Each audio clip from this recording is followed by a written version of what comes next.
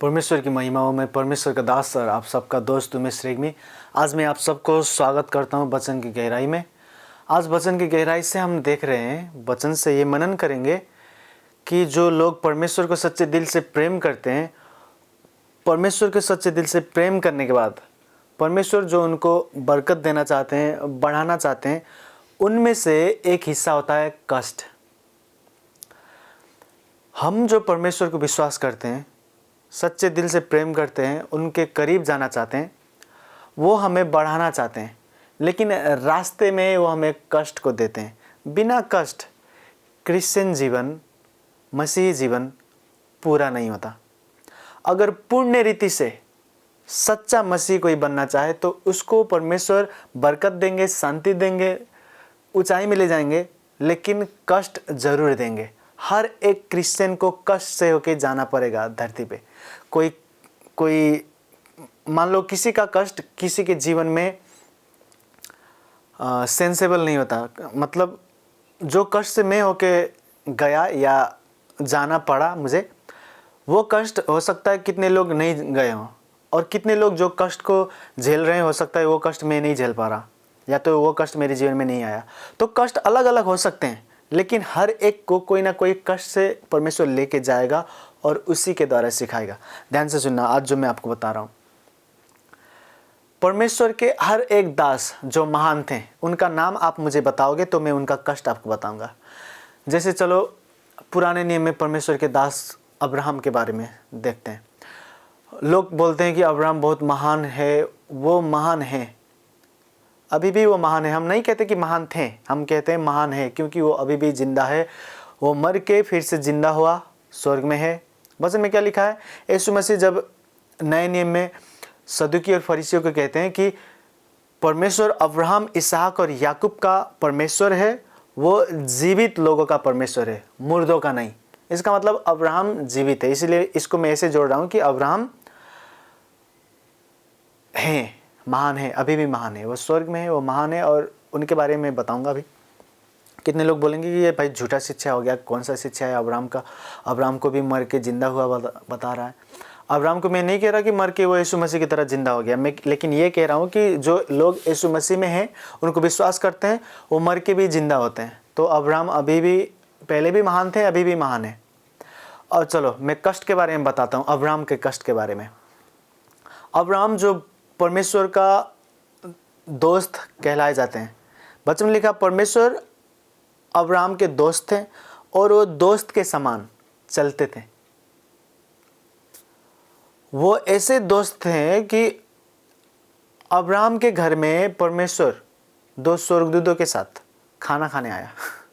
इतना महान अब्राहम। लेकिन वो अब्राहम जो इतना महान था, वो भी बहुत कष्ट में से होके गया। वचन में लिखा वो इतना कष्ट में से होके गया। एक बार वो एक देश में गया और उस देश में जाके बोलता है, ये मेरी पत्नी नहीं है, ये जो सारा है ना, ये मेरी बहन है। वो बंदा अपने खुद की पत्नी को बहन कहता है। इससे ज़्यादा कष्ट क्या होगा? उसे पता है कि अगर मैं यहाँ पे कहूँगा ये मेरी पत्नी है, तो लोग मुझे मार के इसे अपने पत्नी बना लेंगे।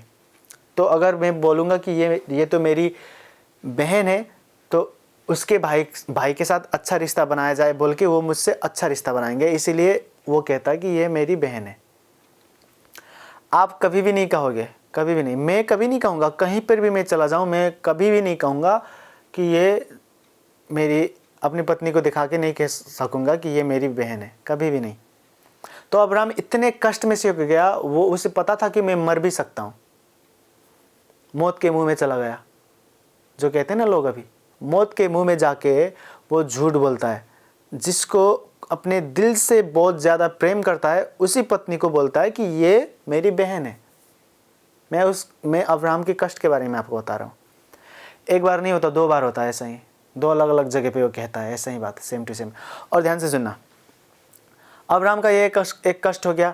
एक कष्ट ये भी था कि परमेश्वर उसे बच्चा नहीं देते।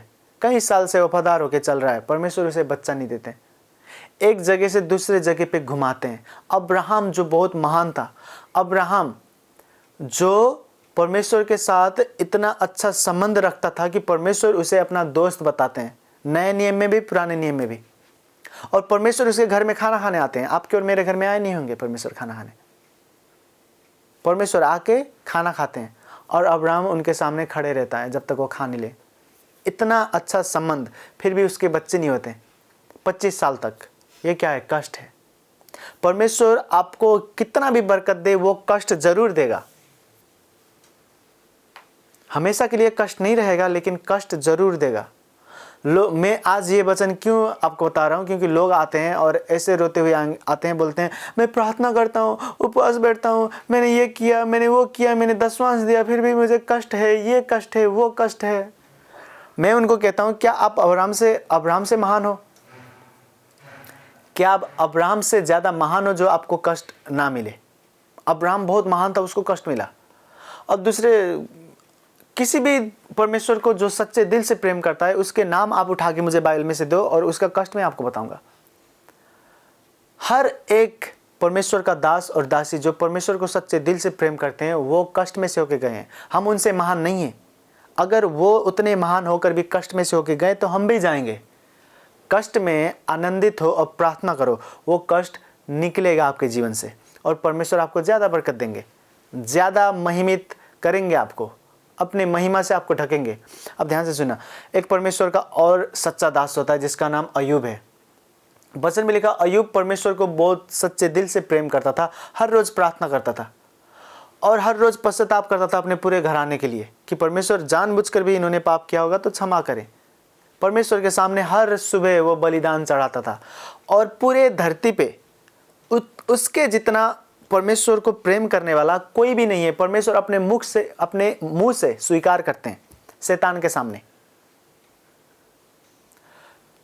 फिर भी वो कष्ट में से होके जाता है। परमेश्वर के नज़र में उसके तरह कोई भी नहीं है, अय्यूब के तरह उसके समय में कोई भी नहीं है, फिर भी अय्यूब कष्ट में से होके जाता है। उसके बच्चे मर जाते हैं, उसके पशु जितने भी है सारे चुरा के ले जाते हैं लोग, उसके फसल में आग लग जाती है, उसके बच्चे जहाँ पर बैठ के खाना खा रहे थे वो घर गिरता है उनके ऊपर, घर उनके ऊपर खाना खाते हुए गिर जाता है और वो वहीं मर जाते हैं।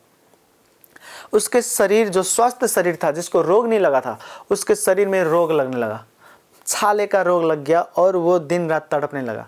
उसकी पत्नी उसको आके बोलती है, परमेश्वर को इनकार करके उनको परमेश्वर को श्राप दे के तुम मर जाओ, जीने की कोई फायदा नहीं है, घर तो तुम्हारी है नहीं, स्वस्थ भी नहीं हो तुम, बच्चे भी नहीं है, नौकर चाकर भी नहीं है, जब तुम्हारे कोई धन दौलत ही नहीं है तो नौकर चाकर क्यों रहेंगे, वो भी निकल गए।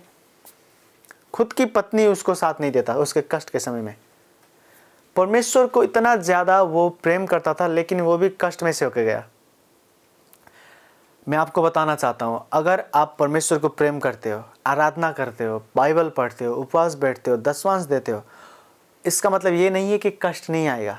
कष्ट आएगा, लेकिन वो कष्ट आपको और ज़्यादा बढ़ाने के लिए आया है। वो कष्ट आपको और ज़्यादा फेमस करने के लिए, शक्तिशाली बनाने के लिए आया है। हर एक व्यक्ति जो परमेश्वर की नज़र में खास है, वो कष्ट में से होके जाता है। कभी नहीं सोचना कि मैं बाइबल पढ़ता हूँ, प्रार्थना करता हूँ, आराधना करता हूँ तो ये कष्ट क्यों है। आप बाइबल पढ़ते हो लेकिन परमेश्वर आपके घर में खाना आया क्या? क्या परमेश्वर आपके घर में आया है खाना खाने? क्या आप पति पत्नी मिलके उसके लिए खाना बनाए हो और वो खाया आपके हाथ से? नहीं। स्वर्गदूत आए हैं कभी खाना खाने? नहीं आए हैं। जिसके घर में स्वर्गदूत खाना खाने आए थे, परमेश्वर भी आए थे, उसको कष्ट हुआ तो आप और हम कौन है जो कष्ट ना हो? हमें भी कष्ट होगा, लेकिन हर कष्ट में वो हमारे साथ है। हर कष्ट को हम जीतेंगे और वो कष्ट से जब बाहर निकलेंगे, परमेश्वर हमें दुगनी बरकत देगा, दुगनी महिमा और सामर्थ्य से भरेगा। वचन में लिखा है, परमेश्वर ने अब्राहम को बेटा दिया और उसको बस बेटा नहीं दिया, उसको एक नबी, एक अगमवक्ता दिया बेटा के रूप में, एक भविष्यवक्ता दिया, प्रोफेट दिया। अब्राहम जो परमेश्वर के साथ चलता था, उसके बेटे को भी परमेश्वर ने उसको भी ऐसा बेटा दिया जो परमेश्वर के साथ चले। परमेश्वर आपको बस बेटा नहीं देंगे, बोनस में आपको अगमवक्ता देंगे, भविष्यवक्ता देंगे। उस कष्ट से जब बाहर निकलोगे, बस कष्ट से छुटकारा नहीं मिलेगा आपको, छुटकारे के साथ साथ बोनस में भी कुछ मिलेगा। अय्यूब को जब छुटकारा मिला, छुटकारे के साथ साथ दुगनी आशीष मिली जो उसने गवाया था। ये परमेश्वर का इच्छा है कि जब कष्ट आए तो आप मत डरें, चलो मैं नए नियम के बारे में आपको एक चीज़ बताऊं, उसके बाद हम प्रार्थना करेंगे।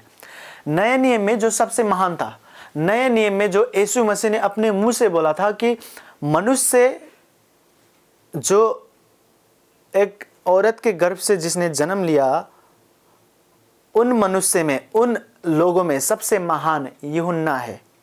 यीशु मसीह बोलते हैं कि मनुष्य में सबसे महान जो औरत के गर्भ से जन्म लेता हो वो यूहन्ना है, और यूहन्ना से महान कोई भी नहीं है। उसके समय में यूहन्ना से महान इंसान कोई नहीं था। यीशु मसीह तो वो परमेश्वर थे, इसीलिए वो उस दर्जे में अपने आप को नहीं जोड़ते हैं, इसीलिए बोलते हैं यूहन्ना सबसे महान है मनुष्य में। यीशु मसीह तो खुद परमेश्वर हो गए, इसीलिए अपने आप को उसमें नहीं जोड़ रहे हैं। कितने लोग बोलते हैं कि भाई यूहन्ना तो यीशु मसीह से महान हो गए, फिर तो लोग गलत बोलते हैं और गलत प्रचार हो रही है बहुत जगह पे। यीशु मसीह बोलते हैं मनुष्य में यूहन्ना से महान कोई भी नहीं है।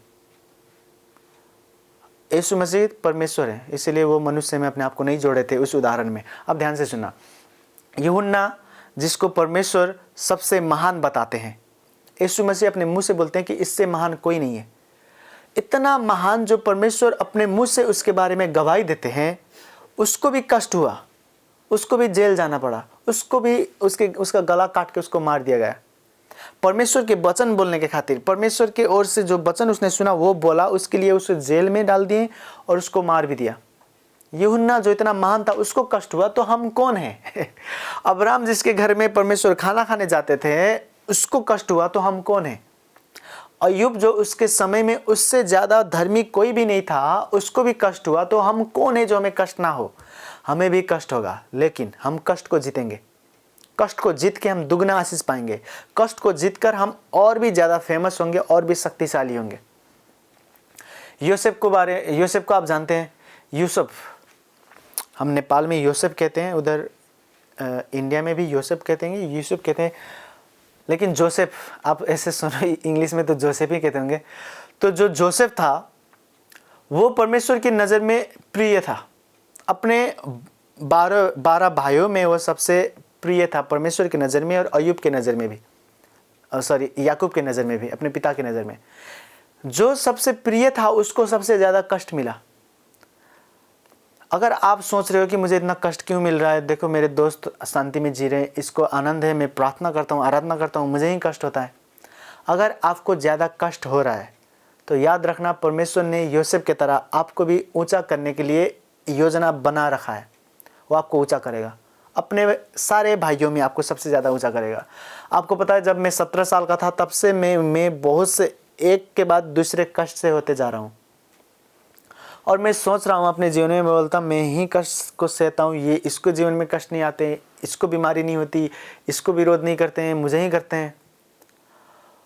उस वक्त मुझे नहीं पता था, और टाइम बीतता गया और उन सब भाइयों में परमेश्वर ने मुझे सबसे महान बनाया है।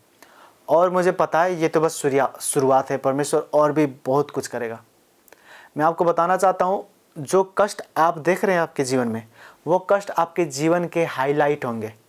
वो कष्ट आपके जीवन के हाईलाइट होंगे, वो परफ्यूम की तरह महकेंगे। यीशु मसीह को अगर आप दर्शन में देखो, उसके हाथ में से आपको ज्योति, जहाँ पे छेद है वहाँ से ज्योति बहता हुआ निकलेगा। उसके चेहरे जहाँ से दाढ़ी उसके नोचे गए, उसको थप्पड़ मारे गए, उसके चेहरे में से महिमा ज्योति बहेगी।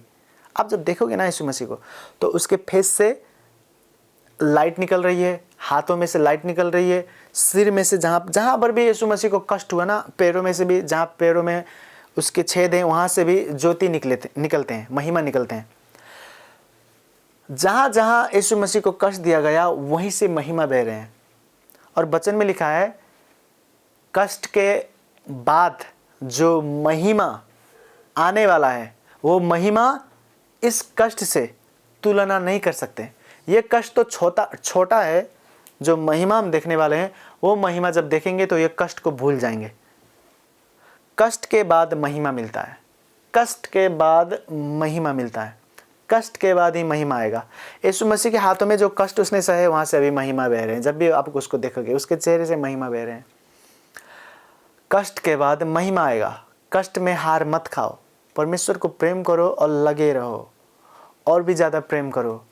कष्ट को आप जीतेंगे, और जब कष्ट के उस पार आप जाएंगे ना, आपको पता चलेगा मैं बस कष्ट से इस पार नहीं आया, मैं कष्ट के इस पार आने के बाद मुझे छुटकारा और चंगाई नहीं मिली, मुझे बोनस में और भी कुछ मिला। जैसे परमेश्वर ने बोनस में अय्यूब को दुगना बरकत दिया, जैसे परमेश्वर ने बोनस में अब्राहम को बस बेटा नहीं दिया लेकिन बेटा के रूप में एक अगमवक्ता भी दिया, ऐसे परमेश्वर आपको भी देंगे और बोनस के रूप में देंगे। पिता, हम प्रार्थना करते हैं यीशु के नाम से, ये मेरी प्रार्थना है, जितने भी लोग कष्ट से होकर जा रहे हैं परमेश्वर, उनका कष्ट का समय अंत हो यीशु के नाम से। और कष्ट के बाद जो महिमा आने वाला है परमेश्वर, वो महिमा आने पाए इनके जीवन में, यीशु के नाम से महिमा बढ़ती जाए इनके जीवन में, इनके चेहरे में आपका नूर बहे, आपका महिमा बहे परमेश्वर। हर बीमार अंग को छुए और शिफा दें यीशु के नाम से, हर बंद रास्ते खुल जाएं, हर दुष्ट आत्माएं निकले इनके जीवन से, हर दुष्ट आत्माओं को मैं बांधता हूं in the mighty name of Jesus.